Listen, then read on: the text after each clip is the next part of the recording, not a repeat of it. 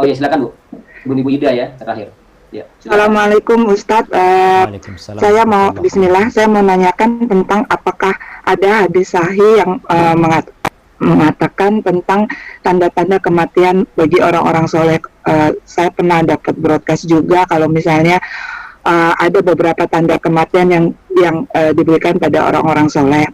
Kemudian yang kedua mengenai tadi Ustadz mengatakan kalau Nabi itu bisa ada tawar menawar atau bagaimana mengenai kalau dia pas mau dicabut nyawanya, tapi di surat Al-A'raf kan dikatakan tidak ada tawar menawar, setiap orang memiliki jatahnya masing-masing.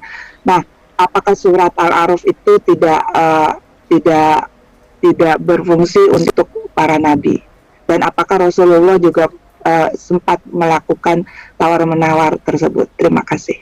Nah, barakallahu fikum. Iya jemaah.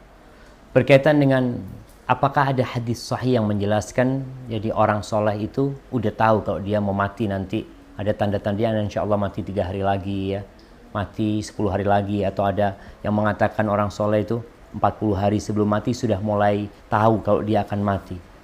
Sama yang Anda pelajarin nggak ada jemaah. Kematian itu datang tiba-tiba mendatangi kita. Ada orang-orang soleh yang memang kalau dikatakan kepada dia besok engkau mati, dia nggak mampu untuk menambah amal soleh karena dia tahu kematian ini datang secara tiba-tiba, maka dia mempersiapkan diri. Kapan dia datang dia udah siap. Kalaupun ada orang yang merasa mau mati, kayaknya anak mau mati nih, bisa jadi dia merasakan itu. Sebagaimana Sa'ad bin Abi Waqqas radhiyallahu anhu, ketika dia sakit, dia merasa mau mati. Sampai dia dikunjungi oleh Nabi SAW, dia kemudian mau berwasiat dengan hartanya. Lalu ternyata Sa'ad bin Abi Waqqas baru mati puluhan tahun kemudian. Ketika dia dalam kondisi sakit itu, pikirnya dia mau mati, dia anaknya 1 perempuan. Ternyata dia meninggal dunia puluhan tahun kemudian, punya anak 17 ya. Nggak tahu jemaah. Jadi kalau memang ada riwayat-riwayat yang menyebutkan orang soleh, mungkin dia merasa kok kayaknya anak mau mati ya. Bisa jadi dia merasakan, oh tahu-tahu mati beneran. Ada yang seperti itu.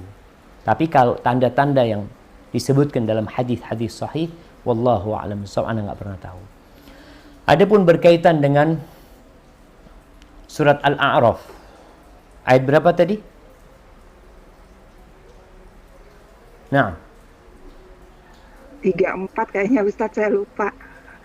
yang artinya Tidak ada tawar-menawar bagi orang yang yang tidak ada tawar-menawar bagi orang yang mendekati kematian. Tapi kan tadi Ustadz bilang Nabi itu bisa tawar-menawar. Saya ingat juga ceramah Ustadz mengenai Nabi Adam yang kurang 40 tahun umurnya waktu itu, waktu Ustadz menjelaskan tentang Sayyidul Istighfar berapa tahun lalu.